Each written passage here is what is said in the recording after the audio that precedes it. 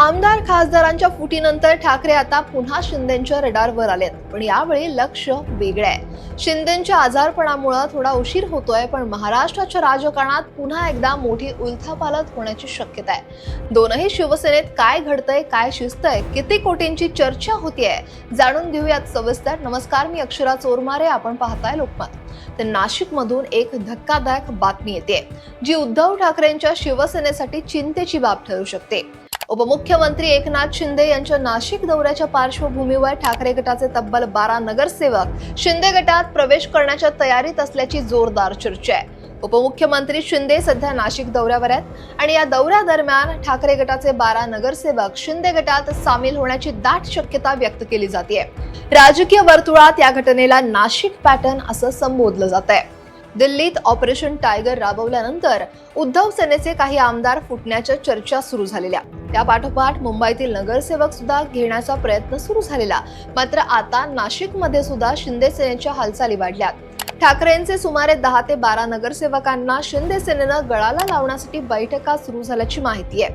या नगरसेवकांच्या प्रभागात विशेष प्रभाग निधी म्हणून 5 कोटी रुपये थेट नगरविकास खात्याकडून देण्यात येणार असल्याचंही सांगितलं जात आहे. पण फोकसवर नाशिकच काय असा प्रश्न पडणं सुद्धा साहजिक आहे. तर नाशिक हा महाराष्ट्रातला एक महत्वाचा जिल्हा आहे. मुंबई पुण्यानंतर नाशिक हे आर्थिक आणि राजकीय दृष्ट्या महत्वाचं केंद्र मानलं जातं. महानगरपालिकेतील नगरसेवकांचा पक्षांतर हे फक्त नाशिक पुरतं मर्यादित नसून आगामी स्थानिक स्वराज्य संस्थांच्या निवडणुकांवर याचा परिणाम होऊ शकतो. शिंदे गट नाशिकमध्ये आपला पाया मजबूत करण्याचा प्रयत्न करते आणि हे 12 नगरसेवक त्यांच्यासाठी मोठं बळ ठरू शकतात. नाशिकमधील या संभाव्य पक्षांतरामुळे उद्धव ठाकरे यांच्या नेतृत्वाला पुन्हा एकदा धक्का बसण्याची शक्यता आहे. ठाकरे गट आधीच आपल्या अस्तित्वासाठी संघर्ष करत असताना स्थानिक पातळीवरचं हे पक्षांतर त्यांची ताकद आणखी कमी करू शकतं. आगामी काळात महापालिका निवडणुका लक्षात घेता ठाकरे गटाला आपले नगरसेवक टिकवून ठेवणं हे आता सध्या मोठं आव्हान असणार आहे. शिंदे गट मात्र या प्रवेशामुळे नाशिकमध्ये आपली पकड अधिक मजबूत करण्याच्या प्रयत्नात आहे. खरं तर उद्धव सेना शिल्लकच ठेवायची नाही या दृष्टीनं शिंदेच्या शिवसेनेचे प्रयत्न आहेत आणि त्यातूनच 10 ते 12 नगरसेवकांची चर्चा करण्यात आल्याची माहिती आहे. संबंधित नगरसेवकांच्या प्रभागात 5 कोटी रुपयांच्या विशेष निधीतून कामं करण्यात येणार आहेत. तसंच काहींना विशेष पदांचा लाभ होण्याची सुद्धा शक्यता आहे. महापालिकेतील प्रमुख पदं ही फिरती करून प्रस्थापितांच्या ऐवजी नव्या नगरसेवकांना संधी देण्याची शक्यता आहे आणि त्या दृष्टीनं उद्धव सेनेच्या काही नगरसेवकांना आकर्षित केले जात आहे.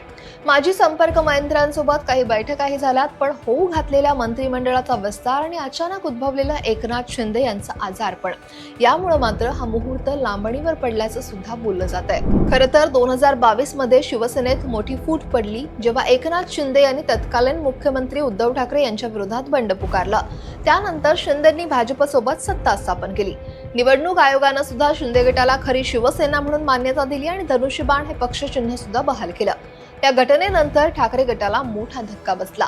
अनेक आमदार आणि खासदारांनी शिंदे गटात प्रवेश केल्यानं ठाकरे गटाची ताकद आधीच कमी झाली आहे. आता नाशिकमधील नगरसेवकांचं संभाव्य पक्षांतर हे ठाकरे गटासाठी आणखी एक मोठं आव्हान ठरू शकतं. आता हे सगळं होत असताना शिंदे सेनेचा आक्रमक विस्तार पक्षवाढीसाठी उपयुक्त ठरत असला तरी काही ठिकाणी मात्र शिंदे सेनेचे नगरसेवक अस्वस्थ असल्याचं ऐकायला मिळत आहे.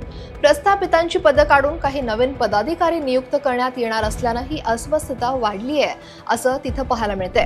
दरम्यान शिंदे सेनेची स्थापना झाल्यानंतर सुरुवातीला प्रवीण तिदमे हे उद्धव सेना सोडून गेले. त्यानंतर अजय बोरस्ते यांच्यासोबत 12 माजी नगरसेवक एकाच वेळी शिंदेच्या शिवसेनेत गेले. त्यावेळी महापालिका प्रशासकीय राजवट होती आणि अशा वेळी प्रत्येकाच्या प्रभागात 2 कोटी रुपयांची कामं सुरुवातीला आणि नंतर 2 कोटी रुपयांची उत्तरार्धात केली होती. त्याचा लाभ या नगरसेवकांना मिळाला. त्यानंतर आता नव्या नगरसेवकांना 5 कोटींचा निधी देण्याबरोबरच प्रवेश घेतल्याबद्दल वेगळं मानधन मिळणार असल्याची सुद्धा चर्चा आहे. तर नाशिक मधली ही घडामोड फक्त स्थानिक पातळीवरच नाही तर संपूर्ण महाराष्ट्राच्या राजकारणावर परिणाम करू शकते आणि यामुळे शिंदे गटाचं बळ वाढेल आणि ठाकरे गटासमोरच्या अडचणी खूप जास्त वाढतील.